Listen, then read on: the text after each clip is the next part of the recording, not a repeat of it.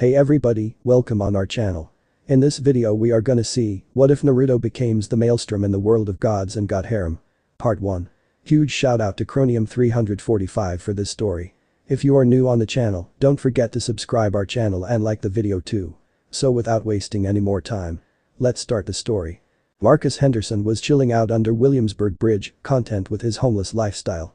Oh yeah, he forgot to mention that part. He was homeless. He was lying down in his worn-out and dirty sleeping bag, watching the deep black sky. The clouds were twisting and churning, crackling with energy as it drizzled heavily. He never did like the rain. Some people found it calming in different ways. He just didn't like it because it got him soaked all over. His scraggy black t-shirt and gray jeans were weary and beaten down. His messy black hair and sea green eyes showed signs of misery and survival instinct. Honed from his 5 years of defending himself from supposed hoodlums and GANGBANGERS and no, not those kind of gangbangers. Dirty minds. Now all that he was thinking about was which dumpster he could find his next meal and what shops to steal from. Apparently, the reason he was homeless was because his mother died when he was 7 years old. Yeah, tragic story that. All he could remember was her saving him from a horde of monsters, ripped straight from several horror books he used to read when he was younger. He remembered screaming for his mum, for her to help me, to run, to do just about anything except confront the monsters. His house was destroyed, his mum dead, his world destroyed. Yeah, typical orphan drama. Now he was miserable, depressed and paranoid from living on the streets.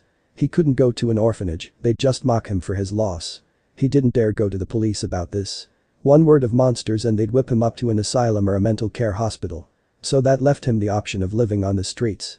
It wasn't all bad, he learned how to steal, how to fight. He didn't think watching several thugs brawl counted as that, but whatever, and more importantly, how the world worked. No one was willing to help a kid survive. It was supposedly survival of the fittest out here. And he was content with that. He eventually learned the rules out here with some harrowing experiences, but they still helped and adapted to them. He figured out how to work out a system to live properly out here.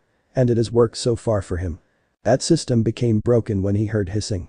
Marcus thought it was some snake, but immediately alarm bells went off in his head and he knew this was no mere snake. The slithering got louder and he turned to see a woman that was 10 feet tall.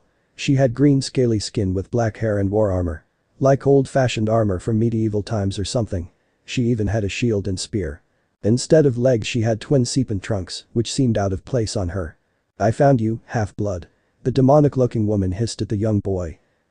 Wasp," Marcus said, not really knowing what to say to the creepy fast woman. Seriously, who let this thing out of its cage? The snake-like woman looked confused, like it wasn't used to this type of reaction when coming into contact with her. "Are you mocking me, little Godling?" she hissed out. Godling? He wondered. Marcus was wondering if he was delusional or somehow ate something bad from one of his dumpster raids. It was entirely possible. No. He made it sound like a question because he sure as hell didn't know. Apparently that was the wrong thing to say, as the snake lady slithered up closely for a second. Marcus had time to blink before he rolled out of his sleeping bag, letting it get impaled by the snake lady's spear. Now he had two things going on in his head. 1, she's freaking fast. And 2, I'm going to avenge my old sleeping bag, you monster. Marcus cried out and dodged as she went for a second swing for her spear. He wondered how he wasn't skewered yet. "Get back here, half-blood. Let me take your head," she demanded, stabbing the spear into the ground as Marcus ducked and rolled out of her thrusts. He was thankfully given enough time to move as she had to pull her spear out of the ground before aiming again. His heart was pounding in his ears as he wondered what the hell was going on. Marcus was able to come up with an idea, a crazy idea, but still an idea. While the snake lady got her spear stuck in the ground, Marcus leaped out, lashing a kick, striking the woman in her chest plate. All this did end up with his leg throbbing from pain. What the hell was he thinking, kicking armor like that?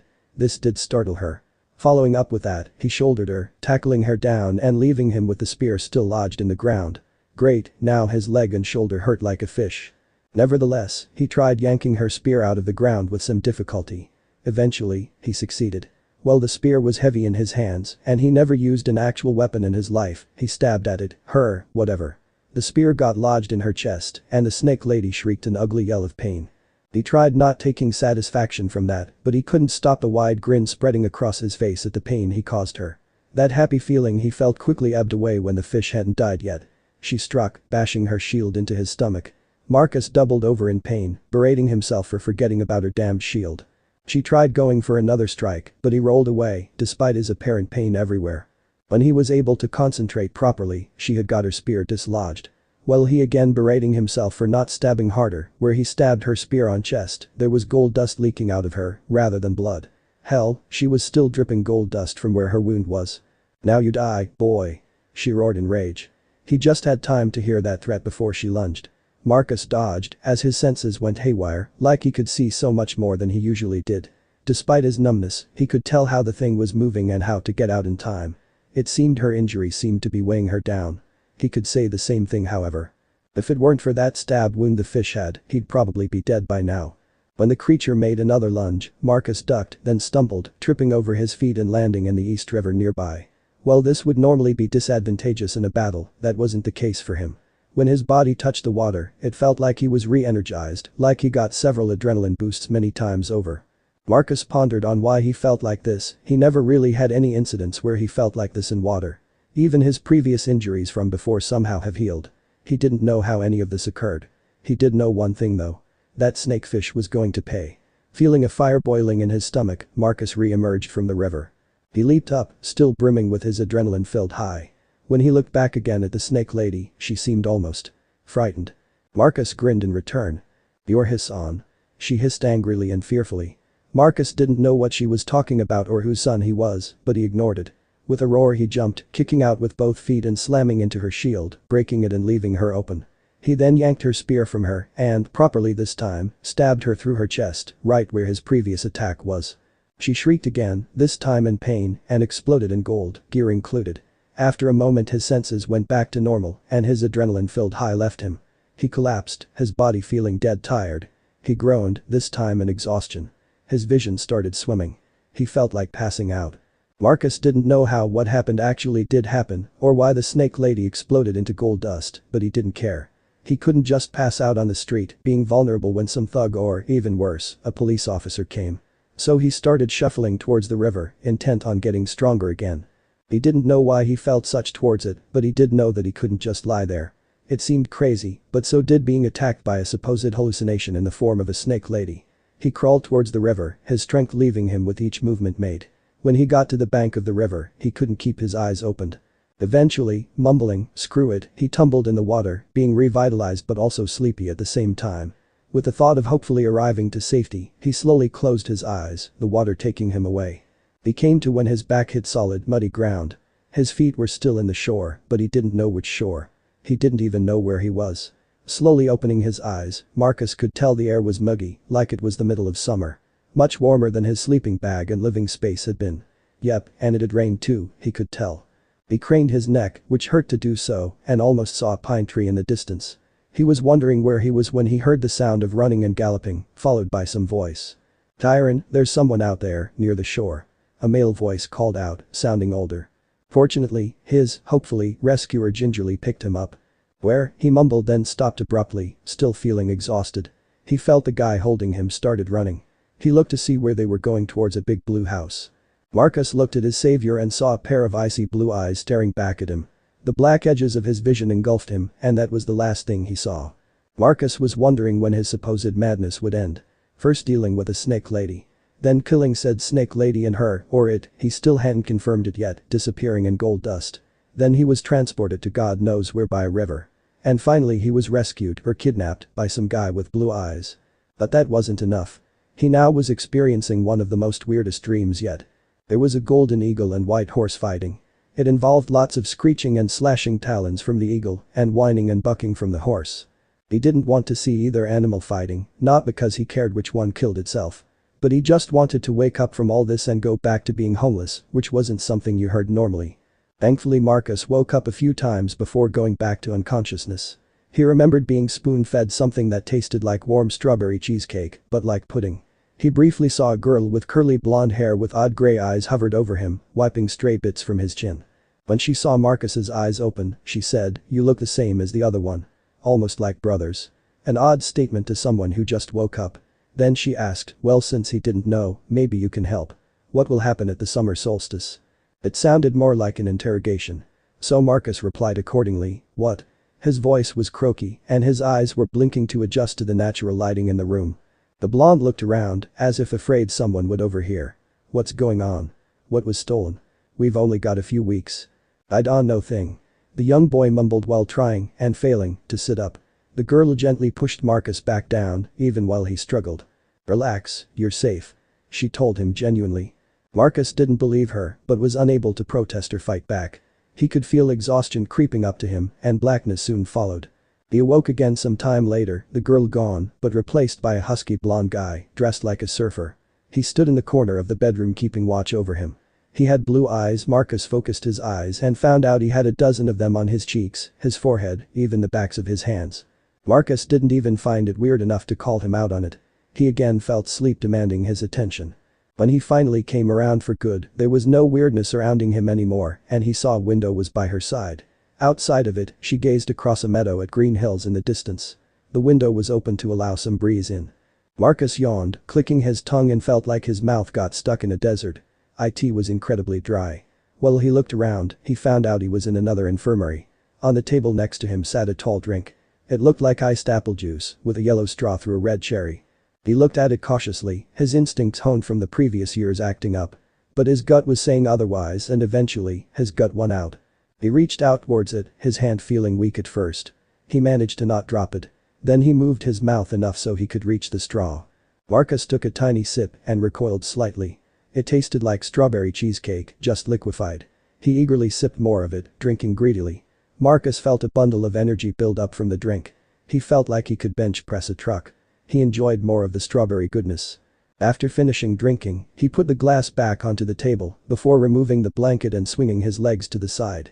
Marcus started stretched, getting the kinks all out of his body. After that, he tried to walk but wobbled at first. He put on his sneakers and immediately checked his pockets. His stolen loose change was still there, as well as his lighter, which he swiped off some guy from before. He didn't know how they stayed in his pockets, especially after all the shit he went through, but he wasn't complaining.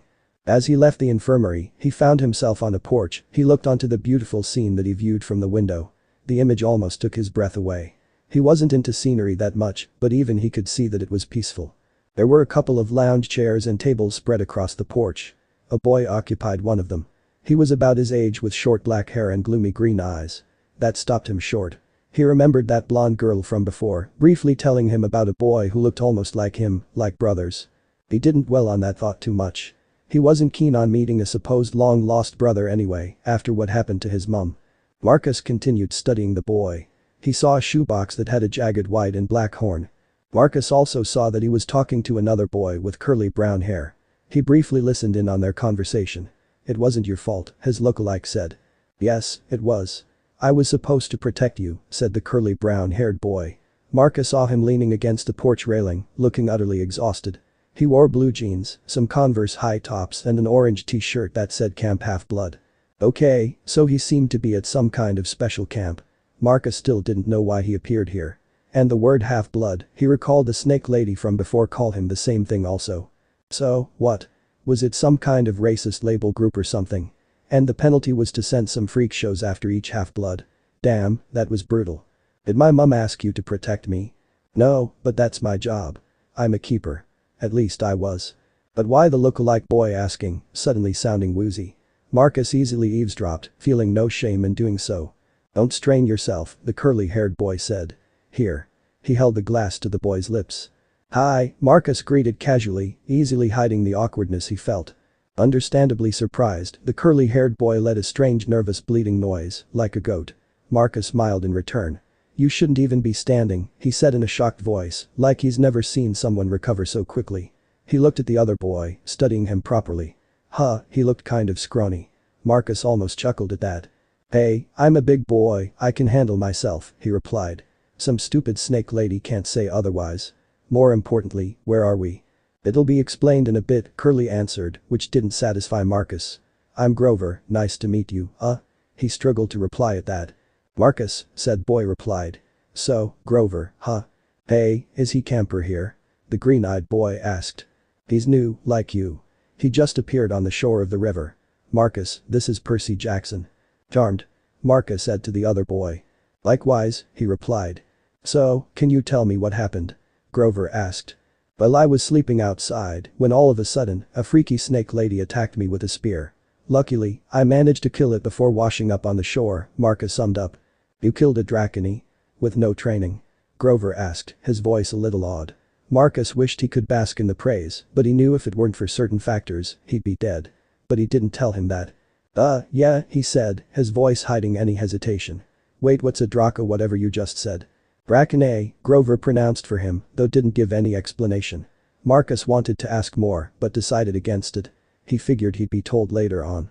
Listen, could you see if you got any more of that medicine you have? He asked.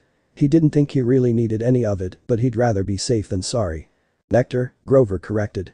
But sure, I'll get it. You two just relax. He then walked out into the house and leaving Marcus with a boy who he didn't know and was bound to become an awkward situation. We look like each other, Percy said to him, trying to start a conversation. Marcus rolled his eyes. Wow, great way to start a conversation. Just go up to a person and say we look just like each other. He made sure to say that part mockingly. He didn't mean to be rude, but he was just so curious and lost as to what the hell was going on that he just snapped a bit. Percy frowned a little at his answer. Sorry, just asking. It's not every day you see someone who looks like you, like. Brothers, Marcus finished, his mouth set in a scowl as he finished that thought. It wasn't that he had a problem if this guy was his possible brother, but after losing his mum, he'd been used to being all alone. Sure, the thought would be nice, but he wasn't jumping for joy at the thought. Then he replied, sorry, it's just, all of this is making me go a little crazy, you know. Percy then nodded with a tiny smile, yeah, I'm a bit weirded out too, so I can understand. Well, I'm glad I'm not the only one who's a bit clueless. They both laughed as Grover came back with the nectar. He gave it to both black-haired kids snacking on the liquid goodness. It was delicious. When they finished, Grover asked, was it good? Marcus simply nodded while Percy spoke, it was amazing. He said with slight bliss. What did it taste like?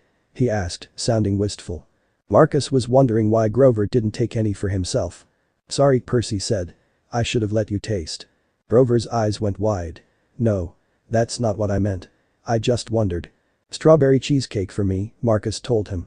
Chocolate chip cookies, Percy said. My mum's. Homemade. Marcus mentally sighed at that. He had a flashback of his mum making him chocolate chip cookies when he was very young. The thought made his heart ache. Grover sighed. And how do you two feel? Like I could throw Nancy Bobofit 100 yards. Percy answered. Who? Marcus asked. The bully in my old school. Percy answered him. Oh, I'd just punch her in the face, much easier that way. Tell me about it. Anyway, Marcus said, continuing from where the conversation left off, I feel like I could run a full marathon and not feel tired. Grover nodded. That's good. That's good. I don't think you should risk drinking any more of that stuff. What do you mean? Percy asked in confusion. Marcus frowned. Yeah, I mean shouldn't we finish the whole of this nectar to fully affect us? Grover didn't answer and took the cups gingerly, as though they were dynamite. Come on. Chiron and Mr. D are waiting. Percy's legs were wobbly when trying to walk. Grover offered to carry his minotaur horn, but Percy said he'd carry it, looking stern. As they came onto the opposite end of the house, Marcus caught his breath. He'd already seen some of the beauty. The place he was staying in was beautiful, but now it seemed absolutely breathtaking. The valley that came into view rolled all the way up to the water. It seemed to almost glitter in the distance. Marcus seemed unable to process of all this. The landscape was dotted with small buildings that looked like ancient Greek architecture, with an open-air pavilion, an amphitheater, and a circular arena. The strange thing was that they all looked brand new, the bright white columns shining in the sun. In a nearby sandspit, many high school kids and satyrs, which was cool since Marcus hasn't seen one before, apart from Grover, were playing volleyball. Canoes glided across a lake. Kids in bright orange t-shirts were chasing each other around a cluster of cabins below. Some shot targets at archery ranges. Others rode horses which had wings down a wooded trail. Marcus was shocked at the appearance of what looked to be a Pegasus. Down at the end of the porch, two men sat across from each other at a card table. The blonde-haired girl who'd spoon-fed him strawberry cheesecake-flavored pudding was leaning on the porch rail next to them. The man facing them was small, but plump. He had a red nose, watery eyes and curly hair so black it seemed purple. He looked like your average gambler, yet Marcus had a feeling that he could outsmart even the most serious gambler. He wore a tiger pattern Hawaiian shirt. That's Mr. D, Grover murmured. He's the camp director. Be polite. The girl, that's Annabeth Chase. She's just a camper, but she's been here longer than just about anybody. And Percy already knows Chiron. He pointed at the guy who had their back to them. The first thing Marcus noticed about Chiron was that he was sitting in a wheelchair. He wore a tweed jacket, thinning brown hair, a scraggly beard. Percy recognized him easily. "Mr. Brunner?" he cried out. Marcus stared at him, wondering why he was shouting. Also, he seemed to try and remember where he heard the name Chiron before. The man looked at them with a twinkle of mischief in his eyes. "Ah, good, Percy," he said, before turning to Marcus. "And you must be Marcus Henderson. Excellent, now we have 4 for Pinnacle." He gestured for the kids to sit down, so they did. Percy sat next to Mr. D, who looked at them with bloodshot eyes and heaved a great sigh. "Oh, I suppose I must say it. Welcome to Camp Half-Blood. There. Now, don't expect me to be glad to see you." "Charmed," Marcus replied sarcastically, liking the man even less. "If you were a camp director, you could at least try act pleasant." Thanks," Percy said as he scooted a little farther away from him. "Annabeth," Chiron called to the blonde girl. She came forward and was introduced. "This young lady nursed you both back to health. Annabeth, my dear, why don't you go check on Percy's and Marcus's bunk? We'll be putting them in cabin 11. "Sure, Chiron," Annabeth said. She looked around the boy's age, a little taller, and seemed more athletic looking. With her deep tan and curly blonde hair, exactly like a stereotypical California girl. Except her eyes ruined the image. They were gray, like storm clouds. They had a confident look in them that Marcus could respect. All in all, she definitely seemed like a cute, almost pretty girl. Annabeth glanced at the minotaur horn in Percy's hands, then back at him. Then she shifted his eyes towards Marcus, like she was expecting something from him. Then she said to both of them, "Both of you drool in your sleep." Marcus balked at that. He didn't expect that to come out of her mouth. That was a secret he discovered when he woke up in his bed at 5, his mum cooing on how much he drooled. His face burning with embarrassment at that particular memory, Marcus quipped back, "And you suck at interrogating." Annabeth scowled, as if his jab was offensive, but it was the truth. Percy cracked up, relieved that the focus wasn't on his, and mine, drooling habit. Then she sprinted off down the lawn, her blonde hair flying behind her. "So," Percy said. "You, work here, Mr. Brunner. Isn't his name Chiron, like the trainer of heroes from Greek mythology?" Marcus queried. The man gave Marcus a smile. "That is true." Then to Percy, "Not Mr. Brunner. I'm afraid that was pseudonym. You may call me Chiron." "Okay," said Percy, sounding confused. Marcus was there with him, but he seemed to ponder on something. Chiron, satyrs, Pegasus, Greek buildings. He had the pieces, all he needed was to put them together. Percy then looked at the director.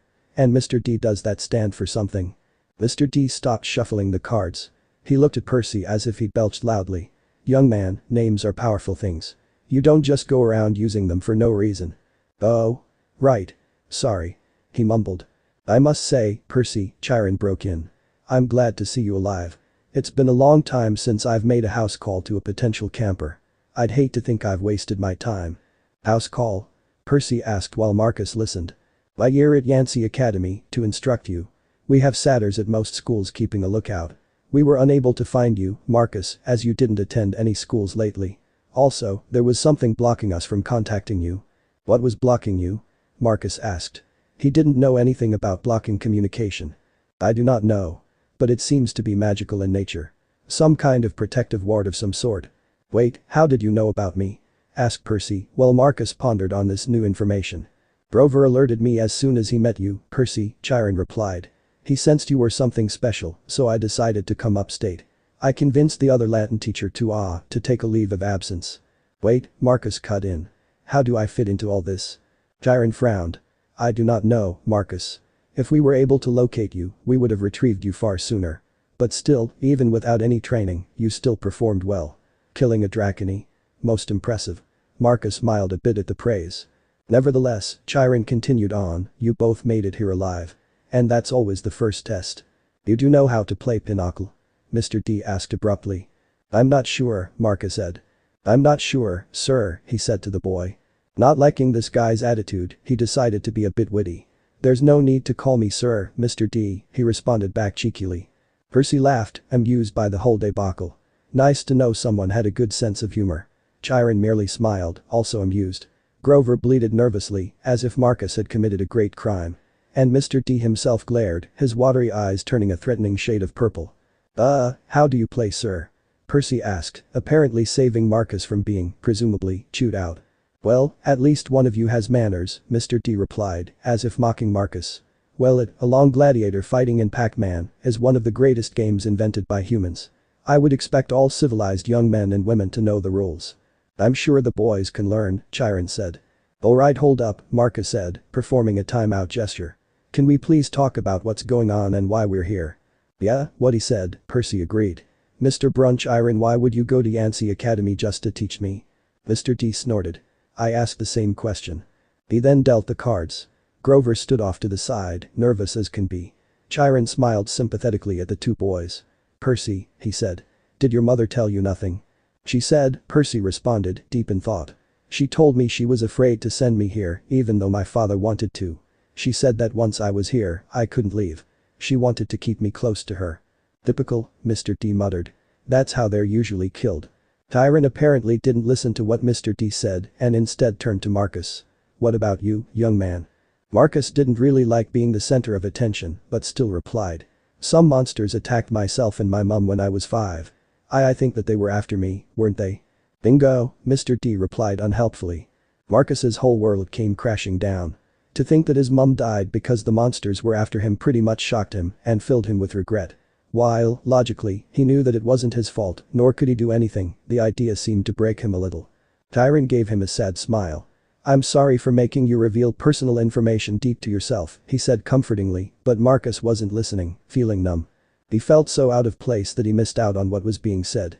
When he slowly recovered, he managed to pick up the next sentence from Chiron. Well, you too. You know that Grover is a satyr. You know, here he pointed at the horn in Percy's hand, that you killed a minotaur. No small feat either, lad. What you may not know is that there are great forces at work in your life. Gods, the forces you call Greek gods, are very much alive. After that revelation, Marcus was able to shift all he knew into place. All of that madness, because Greek mythology actually existed. He wanted to believe it was some sick joke, like the world wasn't real, like in the Matrix. Sadly, he understood with grim satisfaction that it wasn't. All he heard was Mr. D yelling, oh, a royal marriage. Trick. Trick. He cackled as he tallied up the points. Mr. D, Grover asked timidly. If you're not going to eat it, can I have your Diet Coke can? Eh? Oh, alright. Grover bit a huge shard of the empty aluminium can and chewed it mournfully. Wait, Percy said. You're telling me there's such a thing as God? Well, now, Chiron said. God, capital G, God. That's a different matter altogether. We shan't deal with the metaphysical. Marcus pondered on that. He wasn't really the religious type. He kind of lost faith when he saw his mum die and ended up living on the street. He guessed that made him an atheist. Metaphysical. But you just said, Percy started, but Chiron cut him off. Ah, gods, plural, as in, great beings that control the forces of nature and human endeavors. The immortal gods of Mount Olympus. That's a smaller matter altogether. Smaller? It sounds less complicated than the Bible. Marcus replied. Yes, quite. Chiron said to both of the kids. The gods we discussed in Latin class. Zeus, Percy said. Hera. Apollo. You mean them. And there it was again, distant thunder in a cloudless sky. The young man, frowned Mr. D. I would be less casual about throwing those names around, if I were you. But they're stories, Percy said. They're myths, to explain lightning and the seasons and stuff. They're what people believed before there was science.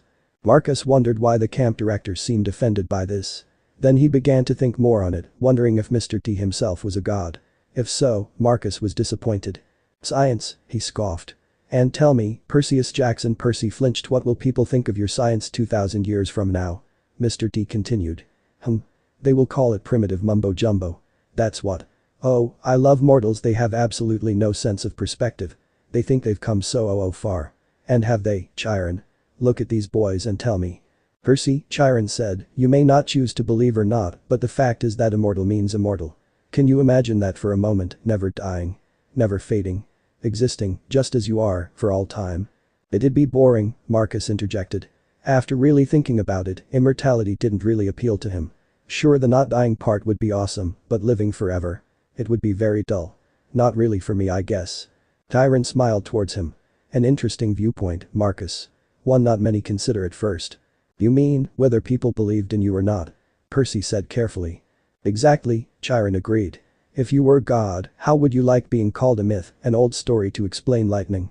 What if I told you, Perseus Jackson, that someday people would call you a myth, just created to explain how little boys can get over losing their mothers? Marcus glared at the man for that comment. Losing a mother wasn't anything to scoff at, especially them sacrificing themselves for you. He could tell Percy's mum would have done the same thing. I wouldn't like it. But I don't believe in gods, Percy said. "Oh, you'd better," Mr. D murmured. "Before one of them incinerates you." Grover said, "Please sir. He's just lost his mother. He's in shock." "A lucky thing, too," Mr. D grumbled, playing a card. "Bad enough I'm confined to this miserable job, working with boys who don't even believe." He waved his hand, and a goblet appeared on the table, as if the sunlight had bent and woven into glass. The goblet filled itself with red wine. Percy's jaw dropped, Marcus blinked in surprise, whereas Chiron hardly looked up. "Mr. D," he warned. "Your restrictions." Mr. D looked at the wine and feigned surprise. "Hear me?" He looked at the sky and yelled, "Old habits." "Sorry." Thunder rumbled through the sky again. Mr. D waved his hand again, and the wineglass changed into a fresh can of Diet Coke. He sighed unhappily, popped the top of the soda, and went back to his card game. Chiron winked at them. Mr. D offended his father a while back, took a fancy to a wood nymph who'd been declared off limits. "A wood nymph," Percy repeated, still staring at the can like it came from outer space. "Yes," Mr. D confessed. "Father loves to punish me. The first time, prohibition. Ghastly. Absolutely horrid 10 years. The second time, well, she was really pretty and I couldn't stay away the second time, he sent me here. Half-Blood Hill. Summer camp for brats like you. Be a better influence, he told me. Work with youths rather than tearing them down." "Ha. Absolutely unfair." He sounded like a whiny kid. And Percy stammered, "Your father is." "The old Thunderbeard himself," Marcus replied. The sky gave off a far thunder boom, as if it heard his response. "Meaning you must be Dionysus, god of wine." Mr. D gave a mocking clap. "Well, at least one of you brats are smart enough. Can't say the same for the other one." He gestured to Percy. "You're god," Percy said. "Yes, child." "A god? You." Mr. D gave this hardened stare and the boy cringed a little. Marcus turned towards Chiron. "Wait, he can't go into our minds, can he?" he asked, remembering that Dionysus is also the god of madness. Chiron shook his head and said no. "Would you like to test me, child?" the god said quietly. "No. No sir." Percy stammered out, panic in his eyes. He turned back to his game. "I believe I win." "Not quite, Mr. D," Chiron said. He set down a straight, tallied the points, and said, "The game goes to me." Mr. D narrowed his eyes at Chiron like he was going to incinerate Chiron, but instead he just sighed through his nose, as if he were used to losing to him. He got up and Grover stood at attention. "I'm tired," Mr. D announced. "I believe I'll take a nap before the sing-along tonight. But first, Grover, we need to talk, again, about your less than perfect performance on this assignment." Grover's face beaded with sweat. "Yes sir." Mr. D turned to the two boys. "Cabin 11, Percy Jackson, Marcus Henderson. And mind your manners." He swept into the farmhouse, Grover following after him. "Well, he's a pleasant ray of sunshine," Marcus muttered sarcastically once he left. "Will Grover be okay?" Percy asked Chiron, looking concerned. Chiron nodded, though he looked a bit troubled. "Old Dionysus isn't really mad. He just hates his job. He's been grounded, I guess you could say, and can't stand waiting another century before he's allowed back on Olympus." "You mean there really is a palace there?" Marcus asked. Chiron looked towards the two boys and said, "Well, now, there's Mount Olympus in Greece. And then there's the home of the gods, the convergence point of their powers, which did indeed used to be on Mount Olympus. It's still called Mount Olympus, out of respect to the old ways, but the palace moves, just as the gods do." "You mean the Greek gods are here? Like in America?" Percy asked, astounded. "Well, certainly. The gods move with the heart of the West." "The what?" both kids asked, clueless on the statement. Then Chiron gave a long explanation on how the West was actually Western civilization and how it was a force that moved from place to place, where it eventually moved to America. After that, Percy asked, "Who are you, Chiron?" Who am I?" Chiron smiled, while shifting his weight as if he were to get out of his wheelchair. "Who are you?" he mused. "Well, that's the question we all want answered, isn't it? But for now, we should get you both a bunk in cabin 11. There will be new friends to meet. And plenty of times for lesson tomorrow. Besides, there will be s'mores at the campfire tomorrow tonight and I absolutely adore chocolate." And then he did rise from his wheelchair. But there was something odd about how he did it. His blanket over his leg seemed to stay in place, but his body from the waist kept rising. First, a leg came out, long and knobby-kneed, with a huge polished hoof. This was followed by another, then the hindquarters. Eventually, a white-bottomed centaur appeared out of the wheelchair, which was now a metal shell with fake human legs attached. "Well, at least that answers the question on his horse half," Marcus told himself mentally. "What a relief," the centaur said.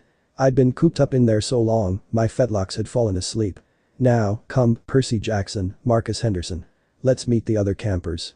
As they followed Chiron, Marcus leaned in and whispered to Percy, "You go behind him first. I don't want to clean up any droppings that he makes." Both Marcus and Percy had a nice tour, though they were careful not to walk behind the centaur. It seems Marcus's warning stuck to them both before. They passed the volleyball pit. Several of the campers nudged each other. One pointed to the minotaur horn that Percy was carrying. Another said, "That's him." Others were pointing at Marcus, whispering the same thing. It made him uncomfortable, not really liking being the center of attention.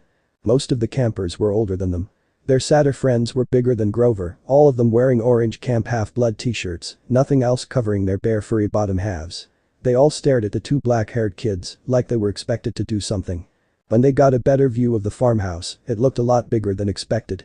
4 stories tall, sky blue with white trim, like an upscale seaside resort. There was a brass eagle weather vane on top when something caught their eye, a shadow in the top window of the attic. Something had moved the curtain quickly. Marcus got a chill as though she was being watched. "What's up there?" Percy asked Chiron, seeing the shadow too. The centaur looked where the boy was pointing, and his smile faded. "Just the attic. Somebody lives there." "No," he said firmly. "Not a single living thing." Chiron seemed unwilling to say anything more on the topic. "Come along you two," he said, his light-hearted tone now a little forced. "Lots to see." They walked through the strawberry fields, where campers were picking bushels of berries, while a satyr played a tune on a reed pipe. Chiron told them the camp grew a nice crop for export to New York restaurants and Mount Olympus. "It pays our expenses," he explained. "And the strawberries take almost no effort." Apparently Mr. D had this effect on fruit-bearing plants. They just went crazy when he was around. Chiron explained, it worked best with wine grapes, but Mr. D was restricted from growing those, so they grew strawberries instead. They watched the satyr playing his pipe. His music was causing lines of bugs to leave the strawberry patch in every direction. When Marcus asked about how they did it, Chiron replied that they were using woodland magic, something only satyrs could do. This led to Marcus to think of Grover, wondering how he was doing with the god of wine. "Grover won't get in too much trouble, will he?" Percy asked Chiron, bringing Marcus out of his thoughts. "I mean he was a good protector." "Really?" Chiron sighed. He took off his tweed jacket and draped it over his horse half's back like a saddle. "Grover has big dreams, Percy. Perhaps bigger than are reasonable. To reach his goal, he must first demonstrate great courage by succeeding as a keeper, finding a new camper, and bringing them safely to Half-Blood Hill." "But he did that," Percy argued quickly. "I might agree with you," Chiron said. "But it's not my place to judge. Dionysus and the Council of Cloven Elders must decide. I'm afraid they might not see this assignment as a success. After all, Grover lost you in New York. Then there's the unfortunate fate of your mother. And the fact that Grover was unconscious when you dragged him over the property line. The council might question whether this shows any courage on Grover's part. He'll get a second chance, won't he?" Percy asked with guilt in his eyes, upset about his friend. Chiron winced. "I'm afraid that was Grover's second chance, Percy. But he'll be okay, right?" Marcus inquired. "I mean, whether he was unconscious or not, he still brought Percy here. I'm sorry about his mum here." He sent Percy an apologetic glance, "but he still did his job, right?" "I agree with you, Marcus," Chiron said. "But still, Grover's fate isn't mine to decide." Marcus's brows knitted together in thought. His first assignment died, right? He asked him, coming to that conclusion. Chiron's long face was the only answer given. "Olympus knows, I advised him to wait longer before trying again. He's still so small for his age." "How old was he?" Percy wondered. "Oh, 28. Chiron answered with a simple shrug. Marcus raised his eyebrow in surprise. "Wait, what? And he's in 6th grade?" Percy exclaimed in mild shock. "Satyrs mature half as fast as humans. Grover has been the equivalent of a middle school student for the past 6 years. That's horrible." Percy shuddered. "I wouldn't wish that on anyone." Marcus shivered at the thought. "Quite," Chiron agreed. "At any rate, Grover is a late bloomer, even by satyr standards, and not very accomplished at woodland magic. Alas, he was anxious to pursue his dream. Perhaps now he will find some other career." "That's not fair," Percy said with a frown. Was Marcus right, did they? He trailed off. Chiron looked away quickly. "Let's move along, shall we?" He diverted, showing that it was likely true. "Chiron," Percy spoke. "If the gods and Olympus and all that are real." "Yes, child. Does that mean the underworld is real, too?" Percy asked in hopeful tone. Marcus gave him a sad look. He wanted his mum back. He didn't blame him. After thinking of that possibility, Marcus also wanted his mum back more than anything. But, he realized with grim acceptance, he doubted he'd be able to get her back, despite wanting it more than anything. Chiron's expression darkened. Yes, child. He paused, choosing his words carefully. There is a place where spirits go after death. But for now, until we know more, I would urge you to put that out of your mind. What do you mean, until we know more? Percy asked with a frown. You too. Let's see the woods. Chiron said. As they got closer, both of the boys realized how large the forest. It took up at least a quarter of the valley, with trees from rainforests, in Marcus's opinion. The woods are stocked if you care to try your luck, but go armed, Chiron said. Stocked with what? Percy asked. Armed with what? Monsters and weapons, Marcus said, rolling his eyes. It seemed like common sense to him. Not so much for Percy, he guessed. You'll see. Capture the flag is Friday night. Do you have your own sword and shield? My own, Percy stammered. Chiron, Marcus interjected. We just found out about all of this. Why would we have our own swords and shields? Good point. Chiron said after a moment, looking a little embarrassed at being called out on that. I think a size 5 will do for both of you boys. I'll visit the armory later. The tour continued as they saw the archery range. Next was the canoeing lake, which Marcus took some interest in. He wondered if he would feel a pull from the water like from before, like against the Dracony. Next were the stables, which Chiron didn't like very much, the javelin range, the sing-along amphitheater, and the arena where Chiron said they held sword and spear fights. Sword and spear fights? Percy asked. Cabin challenges and all that, Chiron explained. Not lethal. Usually. Marcus seemed to frown at that as Percy shifted a bit. Oh, yes, and there's the mess hall. Chiron pointed to an outdoor pavilion framed in white Grecian columns on a hill overlooking the sea. There were a dozen stone picnic tables. No roof. No walls. What do you do when it rains? Percy asked curiously. Chiron gave Percy this weird look. We still have to eat, don't we? What, is it enchanted with magic? Marcus asked jokingly. When Chiron smiled slyly at him, he realized he wasn't joking. Wait, it's actually enchanted? He asked, a little excited. In case it wasn't clear, Marcus had a sort of fascination with magic. Don't judge him. Finally, he showed them the cabins. There were 12 of them, nestled in the woods by the lake. They were arranged in a U, with 2 at the base and 5 in a row on either side. They were pretty bizarre. Each had a large brass number above the door, odds on the left, evens on the right, looking nothing alike whatsoever. Number 9 had smokestacks, like a tiny factory. Number 4 had tomato vines on the walls and a roof made out of real grass. 7 seemed to be made of solid gold, which gleamed so much in the sunlight it was almost impossible to look at. They all faced a commons area about the size of a soccer field, dotted with Greek statues, fountains, and a couple of basketball hoops. In the center of the field was a huge stone-lined fire pit. Even though it was a warm afternoon, the hearth smoldered. A girl about 9 years old was tending the flames, poking the coals with a stick. Marcus wondered if it was safe to let a little kid near a fire. Just what kind of camp let little kids do dangerous stuff like this? Just as he was about to tell Chiron about this, he looked into the girl's eyes. What he saw shocked him. Where her eyes should have been were flames, her eyes were literally filled with flames. But these flames weren't violent, they seemed cozy, like a small warm campfire. Also, her face was shockingly beautiful for a 9-year-old girl, which creeped Marcus out for a second. There was no way that was a normal girl. When she looked at him, she seemed shocked also, like she wasn't used to people seeing her. Then she smiled and waved at him. Marcus didn't know what to do, so he waved back. When he turned towards Chiron and Percy, they didn't seem to notice anything strange. They just continued walking on, as if nothing happened. When he looked towards where the girl was, she was gone. Mystified, Marcus quickly followed the others, falling onto step with them. He joined them just in time to see the pair of cabins at the head of the field, numbers 1 and 2. They looked like his and hers mausoleum, big white marble boxes with heavy columns in front. Marcus stared at cabin 1, it being the biggest and bulkiest of the 12, also obnoxious looking too. It seemed like a bank. Cabin 2 was more graceful and feminine, with its limber columns garlanded with pomegranates and flowers. The walls were carved with images of peacocks. Zeus and Hera? Percy asked. Correct, Chiron said with a nod. Their cabins look empty. Percy pointed out. Several of the cabins are. That's true. No one ever stays in 1 or 2. Then both boys got a look at cabin 3. It was sea-themed, they noticed, with a more slender and low look compared to cabin 1 or 2. It was decorated with coral shells and had a mixture of blue and green colors. Percy made to step inside, and Marcus did too, when Chiron said, "Oh, I wouldn't do that."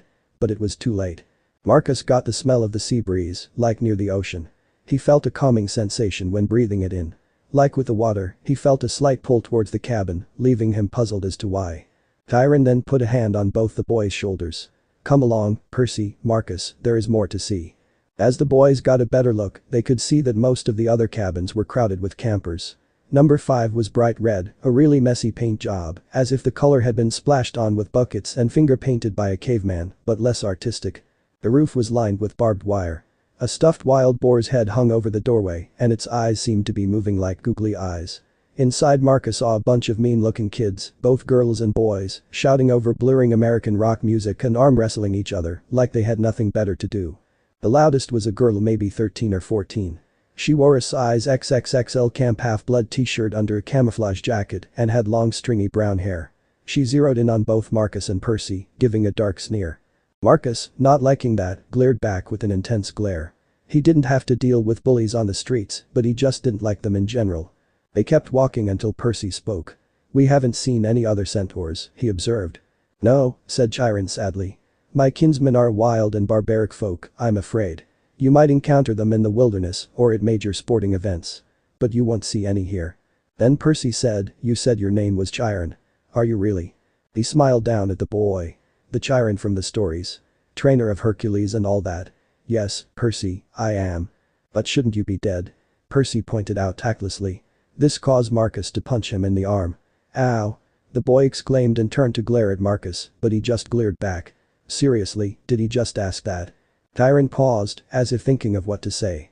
"I honestly don't about if I should be. The truth is, I can't be dead. You see, eons ago the gods granted my wish. I could continue the work I loved. I could be a teacher of heroes as long as humanity needed me. I gained much from that wish and I gave up much. But I'm still here, so I can only assume I'm still needed. Doesn't it ever get boring?" Percy asked, and Marcus facepalmed. "Can he not just shut up?" No, Chiron said. "Horribly depressing, at times, but never boring." Percy started. Marcus stopped him by slapping his head. "What?" Percy snapped at him. "People die, Dumbus. Learn that." Percy's eyes widened in realization. Chiron didn't seem to be paying attention to their conversation as he walked along. "Oh, look," Chiron spoke. "Annabeth is waiting for us." The blonde girl they met at the big house was leaning against a railing, reading a book with what looked like ancient Greek, Marcus guessed, because that seemed to be the running gig here.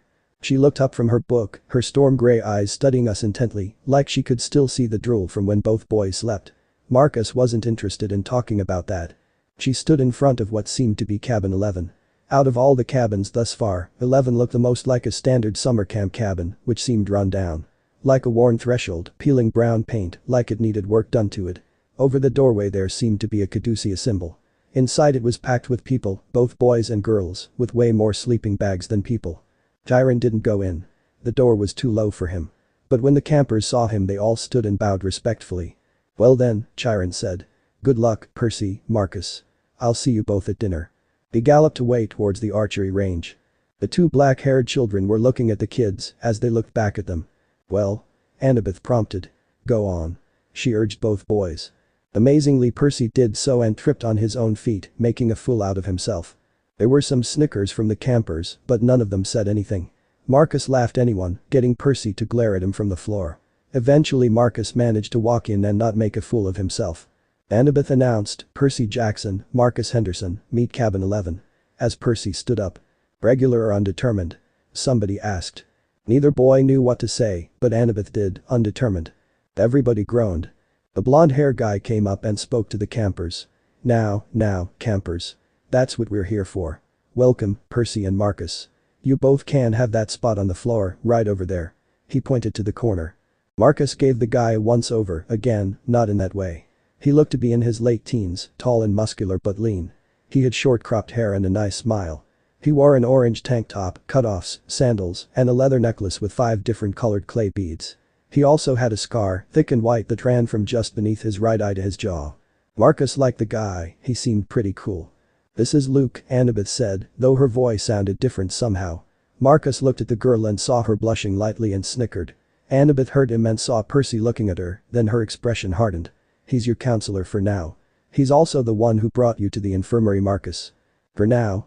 Percy asked. "I thought so because he looked familiar," said Marcus. "Thanks for that." "No problem," Luke said to him. Then to Percy, he explained. "You're both undetermined. They don't know what cabin to put you in, so you're here. Cabin 11 takes all newcomers, all visitors. Naturally, we would Hermes, our patron, is the god of travelers. Also thieves too, right? Marcus pointed out, which got some snickers from the more mischief-looking kids. He remembered that little piece of information just now. Yeah, I'm not placing anything here. I'm not stupid. This got even more snickers from the kids, including Luke. How long will we be here? Percy asked. Good question, Luke said. Until you're determined. How long will that take? The campers all laughed. Come on, Annabeth told both the new campers. I'll show you the volleyball court. I've already seen it. Percy argued. Come on. She grabbed his wrist and dragged him outside. Marcus followed since he wanted answers. When they were a few feet away, Annabeth said, Jackson, Henderson, you have to do better than that. Oh, I'm sorry, Marcus said sarcastically, getting annoyed at the girl in front of him. I didn't know we would have to perform properly. She glared scathingly, but I glared back, sick of this whole guessing game. What do you mean? Percy cracked. Annabeth rolled her eyes and mumbled under her breath, I can't believe I thought either of you were the one. Marcus heard her and scoffed, okay, crappy Matrix reference aside when he saw both of their confused faces, he really pitied them. What the hell is your problem anyway? I was just hoping that one of you would help me, but clearly I was wrong, she responded, getting back to her point. Marcus was going to argue again, but Percy interjected, look, can I just get answers? All I know is, I kill some bull guy. Don't talk like that. Annabeth told him with narrowed eyes. You know how many kids at this camp wish they'd have your chance. To get killed. Percy asked scathingly. To fight the Minotaur. What do you think we train for? Annabeth retorted. The Olympics, Marcus snarked. Shut up already. She yelled at him. Make me? He shouted back, sick of this girl's attitude. I don't think Percy nor me care about any glory or fame from killing monsters. We both lost our mums to monsters, so excuse me if we don't seem enthusiastic to you. At the end, his face was red with anger. Annabeth winced, like she suddenly realized how bitchy she sounded, because she should. Look, she said, calm now. I'm sorry about how I acted. And I'm sorry about you losing your mothers. It's serious stuff to us, what you two did. Percy shook his head. Look, if the thing I fought really was the Minotaur, the same one from the stories, and Marcus did what he did. You're damned right I did. Marcus muttered. Then there's only one, Percy said, and he died, like, a gazillion years ago, right? Theseus killed him in the labyrinth. So. Monsters don't die, Percy. They can be killed. But they don't die. Annabeth answered. Oh, thanks. That clears it up. Percy said sarcastically.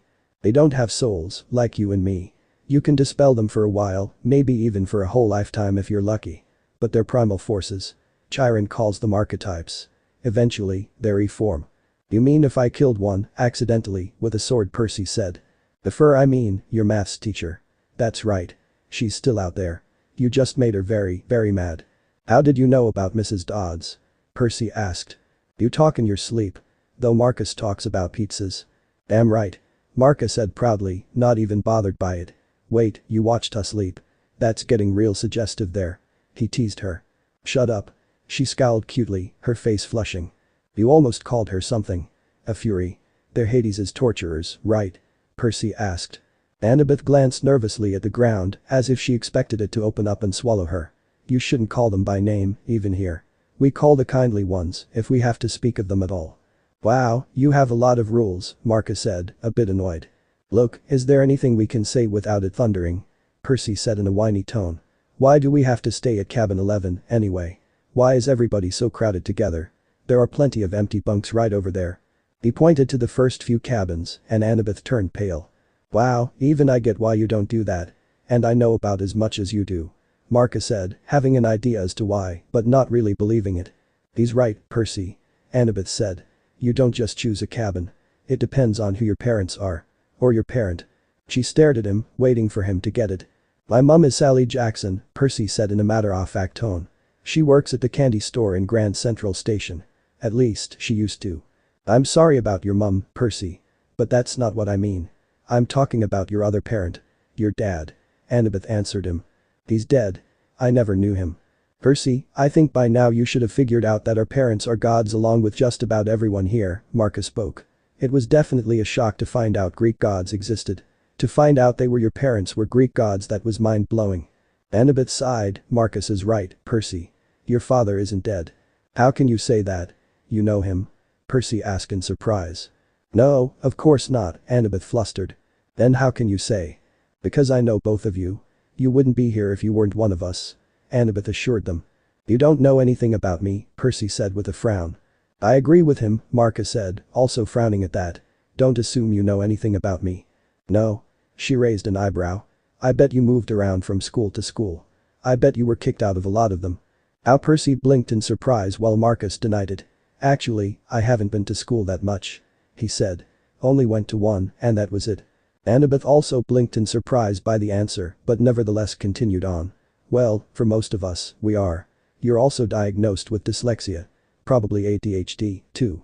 Marcus agreed with at least that statement. What does that have to do with it? He asked curiously. Taken together, it's almost a sure sign. The letters float off the page when you read, right? That's because your mind is hardwired for ancient Greek. And the ADHD, you're impulsive, can't sit still in the classroom or anywhere. That's your battlefield reflexes. In a real fight, they keep you alive. As for the attention problems, that's because you see too much, not too little. Your senses are better than a regular mortal's. Of course the teachers want you medicated. Most of them are monsters. They don't want you seeing them for what they are. Marcus had flashbacks of his few brawls, from thug fights to fights with several patrol officers. It did make sense, really. You sound like you went through the same thing. Percy said as he looked at the girl. Annabeth shrugged, most of the kids here did. If you weren't like us, you couldn't have survived the Minotaur or the Dracony, much less the Ambrosia and Nectar. Ambrosia and Nectar. Percy muttered with a knitted brow. The food and drink we were giving you to make you better. That stuff would have killed a normal kid. It would have turned your blood to fire and your bones to sand, and you'd be dead. Face it. You're half-bloods. I'm starting to think you should change the name, Marcus muttered, still on the topic that it sounded racist. How could you not notice that? Annabeth looked like she was about to say something when a husky voice yelled, well. Looky here, newbies. The three looked over. The big girl from the big ugly cabin from before marched over to them. She had three other girls behind her, the same big ugly looks as her, all wearing camo jackets. Clarice, Annabeth sighed with annoyance. Why don't you go polish your spear or something? Innuendo, Marcus thought, biting the inside of his cheek to not call it out. Sure, Miss Princess, the big girl said. So I can run you through with it on Friday night. Okay, how did they not notice what they were saying? It was right there. Eres Caracas. Annabeth said, which Marcus somehow understood was Greek for go to the crows. You don't stand a chance. We'll pulverize you, Clara said, but her eye twitched. Maybe she wasn't sure she could follow through on the threat. She turned towards Percy and Marcus. Who are the runts? She asked, successful in pissing Marcus off. Percy Jackson, Marcus Henderson, Annabeth said, meet Clarice, daughter of Ares. Percy blinked. Like the war god. Clara sneered. You got a problem with that? No, Percy stated. It explains the bad smell. And the pig looks. Marcus added, just plain angry. Clarice growled. We got an initiation ceremony for newbies, Prissy, Marcy. Percy. He corrected. Marcus's retort was more fiery. Would it be my foot shoved up your ass? You want to go, punk? Clarice mocked him. Oh, sorry, I don't screw pig, come again when you've changed everything, Marcus retorted back, loving the look of anger on her face. Clarice Annabeth started, but Clarice cut her off. Stay out of it, wise girl. She retorted. She made a grab for Marcus's shoulder, but he wouldn't have that. In Marcus's perspective, time slowed down. He wondered if it was his battle reflexes acting up. Nevertheless, he briefly remembered all the fights he had and what to do. Slapping Clarice's hand away, Marcus kicked out, striking the girl's leg and making her unbalanced. She cried out, almost tumbling over. Then he reached out and grabbed her arm, twisting his body, and flipped her over his shoulder. He didn't know where he got the strength to leave to lift her, but he didn't care. He apparently judo flipped her over, her back landing on the ground. Then he stepped on her neck lightly, twisting her arm that was still in his hand. She tried to cry out, but couldn't when no oxygen came to her mouth. Everyone froze, including the three girls who were backing Clarice up. Guess they couldn't believe that the supposed newbie beat Clarice. Huh, go figure. Give up. Marcus taunted, still having his foot on her neck and her arm in a hold. When she didn't indicate anything, he twisted her arm again, getting a grunt from her. Give up. He repeated scathingly, sick of her resistance. Clarice glared at him with all the hatred she had, but she nodded. He let her go, getting her to cough and splutter. When he gave her a moment, Marcus leaned in and whispered, next time you want to act like a big shot, don't. Or you land flat on your ass, again. She looked as if she were about to tackle him again, but held back, still glaring hatefully at him. After saying his piece and wanting to be a little dramatic, he walked off. Marcus also did it because he didn't really want to deal with Clarice. Leaving the group, Marcus walked on, his mind wandering so much that he arrived at the stables and didn't notice for until he bumped into someone. Oof. He grunted, blaming that on himself. He reached out to grab the person falling, noticing that the figure felt feminine. His eyes met dark blue eyes that had a glow to them. Marcus's eyes then took in the rest of the girl's features. She seemed roughly 14. She had silky black hair that he'd only seen in top-notch salons. Her hair stopped at her lower back. She had pink eyeliner and a bit of pink lipstick on her lips, which made her even more prettier. Marcus blushed at the thought. He never really thought that makeup made girls pretty, but it seemed to work on her. She also wore an orange Camp Half-Blood t-shirt and blue jeans. She seemed to be the most gorgeous girl Marcus ever met. Annabeth seemed cute, but she was beautiful. He could still feel that he had a blush on his face, which he berated himself for having in front of a girl. The girl backed up, rubbing her arm in embarrassment. Sorry. I wasn't paying attention. Marcus snapped out of his earlier embarrassment and stood straight, his pride demanding that he didn't make a fool of himself. No. It was my fault. Wasn't looking where I was going. Sorry. Great job, Marcus. Way to be Casanova. Surely you have the skill to at least talk to a girl. The girl giggled. Well, at least he had that going. She stuck out her hand in greeting. Hi, I'm Selena Biergard, nice to meet you. Marcus smiled, pleased she wasn't angry. Marcus Henderson, nice to meet you, too. He shook her hand in greeting. The two kept shaking hands, liking the warmth of each other's hands. Then they flushed at that and took their hands back quickly. Marcus didn't know how to respond to a girl, since he never had to. So, Marcus started, wanting to get rid of the awkwardness evident. Who's your parent? Aphrodite, goddess of love, Selena shrugged, as if it were no big deal. Marcus was shocked. She belonged to the Barbie house that was cabin 10. But she acted so down to earth. This made Marcus instantly like her for that. Selena's blue eyes widened as she snapped her fingers. I remember now. You're the boy who killed the Dracony and appeared from the shore 2 nights ago. Marcus nodded, smiling. Yep, that's me. Hey, would you like to, hang out? He asked in a hopeful tone. She was the first girl that Marcus met that didn't try to interrogate him, which was done quite poorly, or bully him. Also, she seemed nice to hang out with. He could just tell these things. She smiled brightly, seeming to actually like the idea. Sure. I'd love to hang out with you. Then she waved at him. I'll see you later. She said, walking off into the direction of the cabins. Marcus smiled, the blush appearing on his face again. He needed to stop that, damn it. He just met her. He wasn't going to act love-struck all of a sudden. But Marcus did find himself liking her. Maybe because she seemed nice, compared to some girls he met, which he could only count on one hand. The loud explosion made him jump in surprise. He started running towards where the sound came from. When he got there, he wasn't surprised at seeing Percy standing off to the side while Annabeth, Clarice and her posse were drenched in water from head to toe. Percy was dry and had a sheepish look on his face. Percy, what did you do? Marcus asked, exasperated. Why do you think I did it? Percy asked, trying to look shocked but failing. Marcus deadpanned. Because I can just tell that you had a hand in this. He said. Then he looked towards Clarice and smirked. Though I will applaud you for this. Clarice glared poisonous daggers at him and Percy. Annabeth and the posse just glared at Percy. Marcus turned towards Annabeth and asked. Okay, what actually happened? While trying not to laugh at her. He failed miserably. Annabeth squeezed the water out of her shirt and glared at Marcus. After you left, Clarice and her siblings dragged Percy into the bathroom and knelt him down in front of the toilet.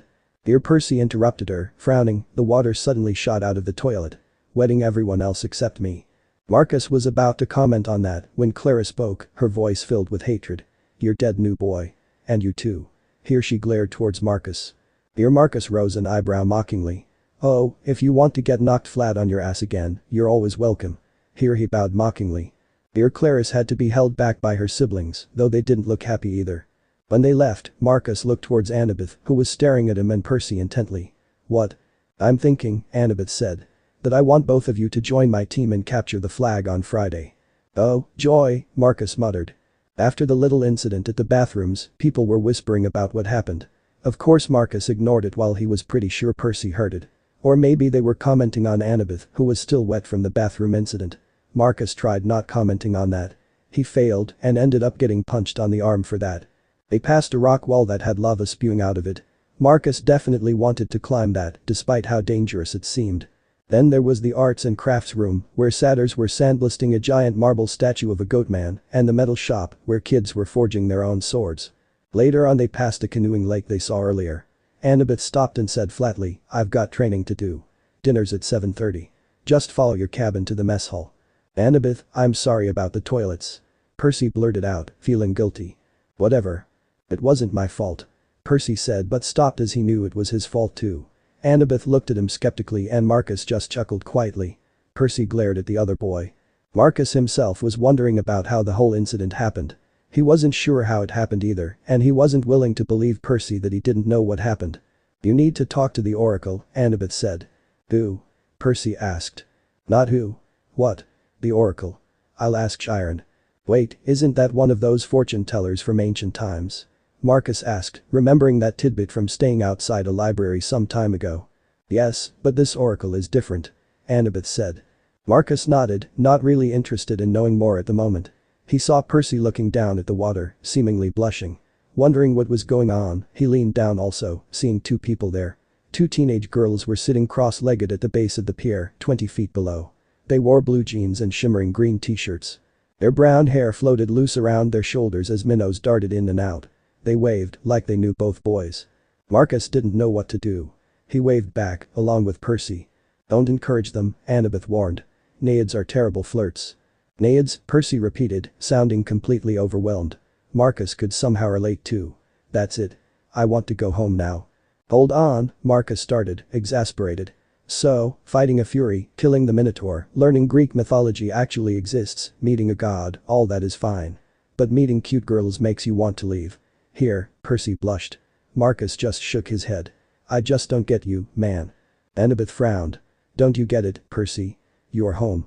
This is the only safe place on Earth for kids like us." "You mean, mentally disturbed kids?" Deadpan Percy. "I mean not human. Not totally human, anyway. Half human." "Half human and half what?" "Odd, Percy," Marcus said, tired of him being slow. He seemed to be under a lot of denial, but he couldn't blame him. "Half god. We're basically demigods from the times of old."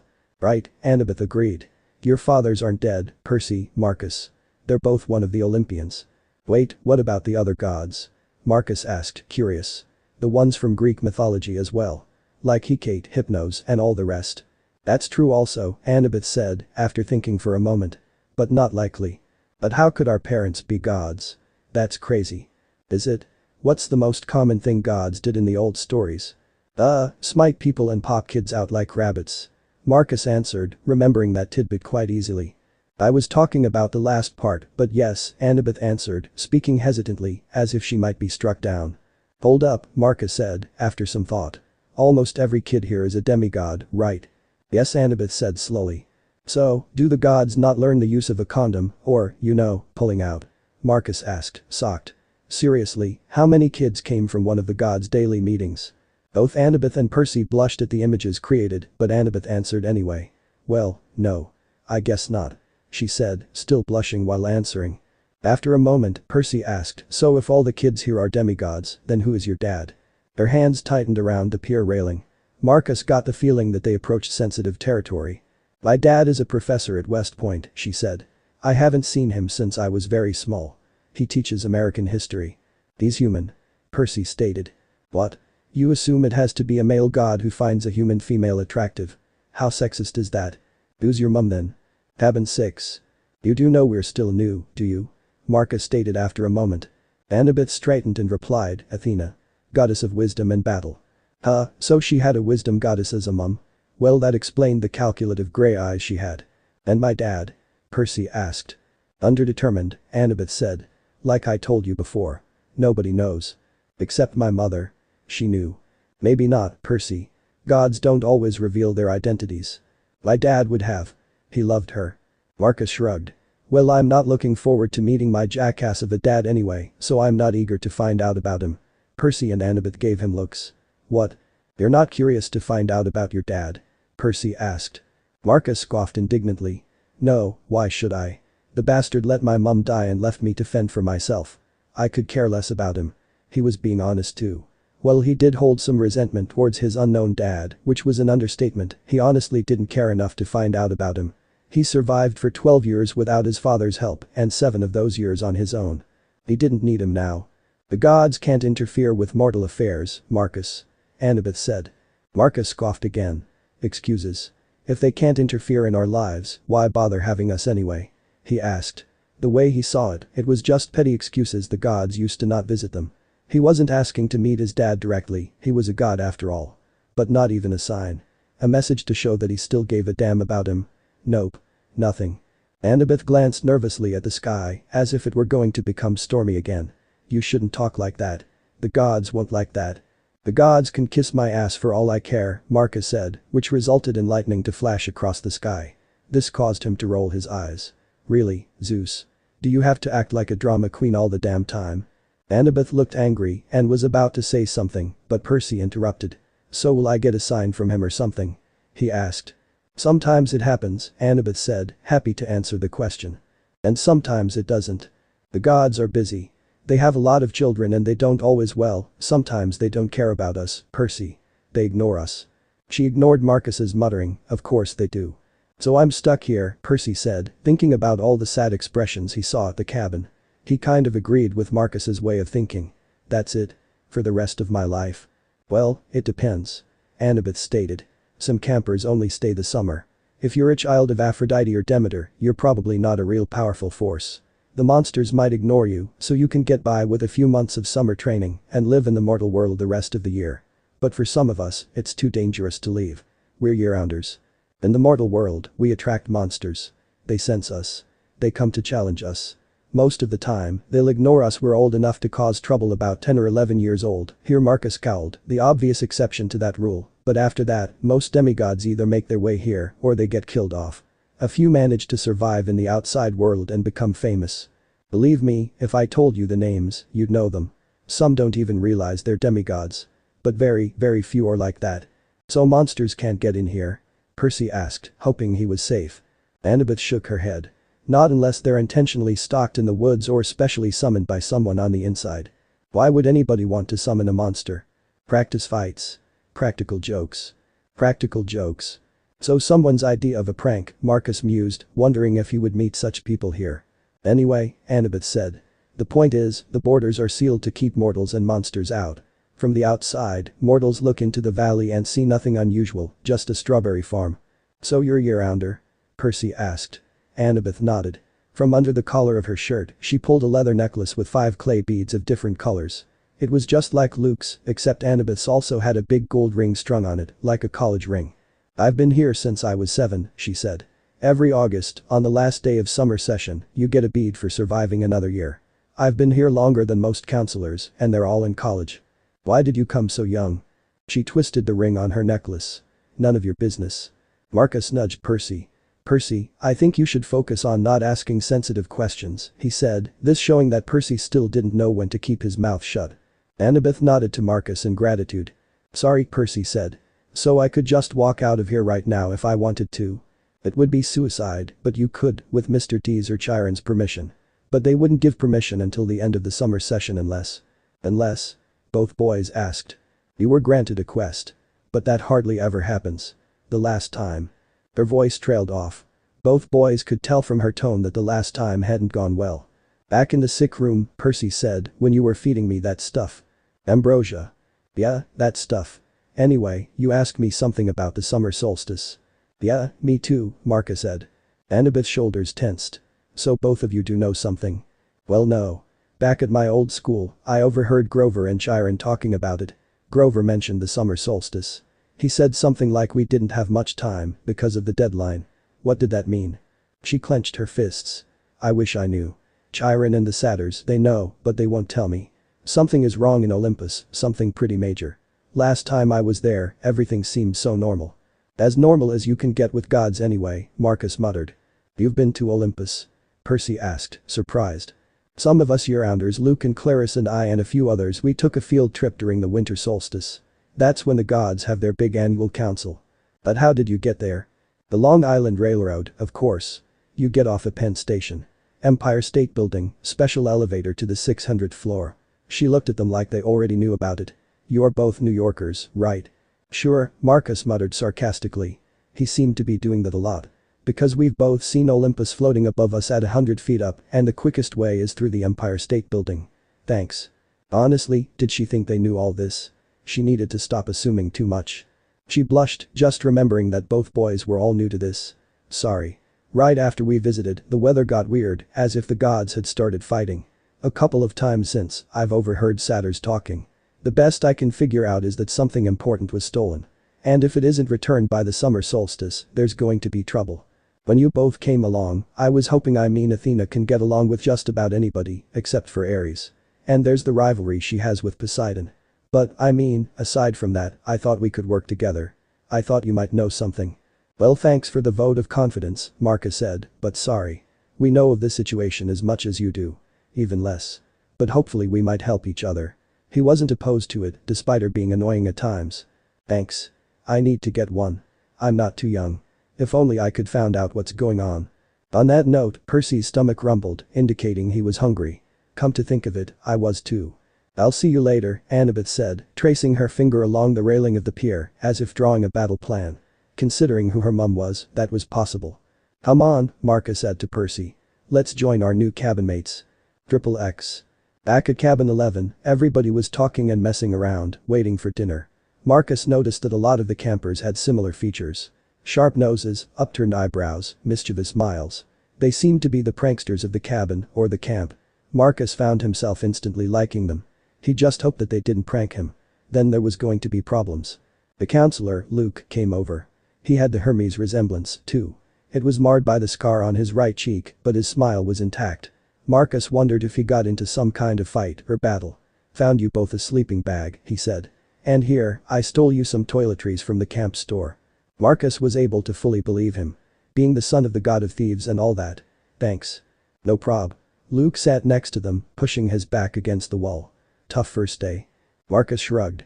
A bit hard to handle, but I'm adjusting. Percy's answer was different. Me, I don't belong here.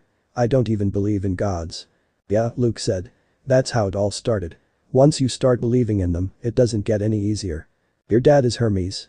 Percy asked. Luke pulled out a switchblade out of his pocket. For a second Marcus thought he was going to gut them, but he just scraped some mud off the sole of his shoe. Yeah. The wing-footed messenger guy. Percy asked. That's him. Messengers. Medicine. Travelers, merchants, thieves. Anybody who uses the roads. That's why you're here, enjoying Cabin 11's hospitality. Hermes isn't picky about who he sponsors. You ever meet your dad? Percy asked, curious. Once, Luke didn't say any more on that subject. Just for a second, Marcus thought that he saw a hint of darkness in Luke's eyes, but it disappeared as soon as he saw it. After a moment, Percy turned towards Marcus. So Marcus, he asked. Where did you go when you left? Near the stables, Marcus answered. Just decided to go for a walk. Then I met someone. Who? Luke asked. Here Marcus blushed, remembering his meeting with Selena. He still remembered her features, her dark hair, her blue eyes, her figure. Here Marcus shut his thoughts at that particular point. Marcus. Here Luke snapped his fingers in front of his face, turning his attention towards the son of Hermes. Sorry, Marcus said, his blush gone. I met a girl called Selena. Here Luke smiled almost knowingly. Oh, you met her. Well, I can't blame your reaction, her being a daughter of Aphrodite. Here Percy turned towards Marcus, interested also. We just talked, Marcus muttered, embarrassed. He wasn't supposed to be embarrassed, damn it. Why couldn't he just snap out of it? I think you might have done more than talked, Luke teased annoyingly, making Marcus wanting to punch his face repeatedly. Does someone have a crush on the pretty daughter of Aphrodite? Here Percy laughed, causing Marcus to punch him on the shoulder. Hard. He still had the audacity to laugh. Shut up. Just shut up. Marcus said, his face resembling a tomato. Luke just chuckled. I'm kidding, Marcus. And don't worry about it, Percy. The campers here, they're mostly good people. After all, we're extended family, right? We take care of each other. Marcus seemed to like that, except the extended family part. He still had issues about that. Go figure. Percy then asked Clarice, from Ares, was joking about me being Big 3 material. Then Annabeth twice, she said me and Marcus might be the one. She said we should talk to the oracle. What was that all about? Luke folded his knife. I hate prophecies. What do you mean? Luke's face twitched around his scar. Let's just say I messed things up for everybody. The last 2 years, ever since my trip to the Garden of Hesperides went sour, Chiron hasn't allowed any more quests. Wait. Marcus interrupted.